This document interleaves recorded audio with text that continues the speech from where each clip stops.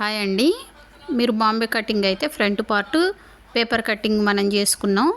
నిన్నటి వీడియోలో చూసిర్రు. అయితే క్లాత్ మీద నేను కటింగ్ చేసినప్పుడు చూపించలేదు కదా, ఇప్పుడైతే చూసేయండి. ఇప్పుడు మనం చుట్టూ ఇలా గీసుకోవాలి. మళ్ళీ బ్యాక్ పార్ట్ వేసి ఫ్రంట్ పార్ట్ కటింగ్ చేయకుండా మనం చేసిన పేపర్ కటింగ్ ఉంది కదా, దాంతోనే ఫ్రంట్ పార్ట్ తీసుకోవాలన్నమాట.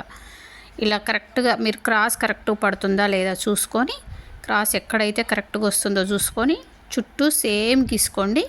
మీకు ఒకవేళ ఖర్చు ఎక్కువ కావాలంటే కొంచెం ఎక్కువ ఖర్చు పెట్టుకోండి. దానివల్ల పెద్ద బ్లౌజ్ ఏం తేడా రాదు. ఓకేనా? మీరు ఇలా కటింగ్ చేసేసుకోండి.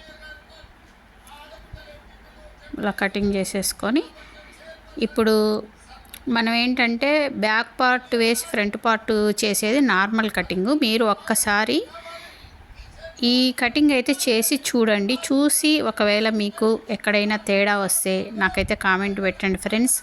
ఎందుకంటే ఎంత నమ్మకంగా ఎందుకు చెప్తుందంటే అసలు సూపర్ ఫిట్టింగ్ ఉంటుంది అనమాట. ఎంత బ్లౌజ్ ఆఖరికి మిడిల్ ఏజ్ వాళ్ళకే అసలు ఈ కటింగ్ ఇంకా బాగుంటుంది.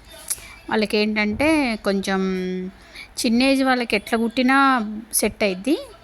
పెద్ద ఏజ్ వాళ్ళకి కూడా ఈ కటింగ్ చాలా బాగుంటుంది అనమాట. మంచి టైట్ ఫిట్టింగ్ వస్తుంది అనమాట. అందుకని చాలా బాగుంటుంది. ఒకసారి ట్రై చేసి చూడండి. ఓకేనా?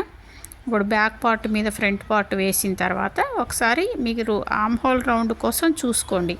ఆ తర్వాత మనం డాట్ కోసం ఇక్కడైతే నేను ఫ్రంట్ పార్ట్లో డాట్ కోసం 3.5 నుంచి మెయిన్ డాట్ తీసుకున్నాండి. ఇప్పుడు చెస్ట్ పాయింట్ చూసుకోవాలి. మీరు ఏ బ్లౌజ్ కటింగ్ చేసినా సరే చెస్ట్ పాయింట్ అనేది తప్పకుండా చూసుకోవాలి. చెస్ట్ విడ్త్ కూడా చూసుకోవాలి.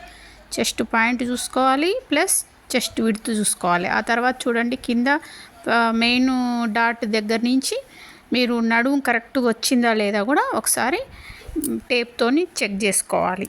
లేకపోతే టైట్ కానీ లూజ్ కానీ అయ్యే అవకాశం ఉందన్నమాట. అందుకోసమని తప్పకుండా మెయిన్ డాట్ కింద వేసిన తర్వాత టేప్తో ఒకసారి చూసుకోండి. ఓకేనా? తర్వాత మిడిల్ చెస్ట్ వచ్చిందో లేదో చూసుకోండి. ఓకేనా?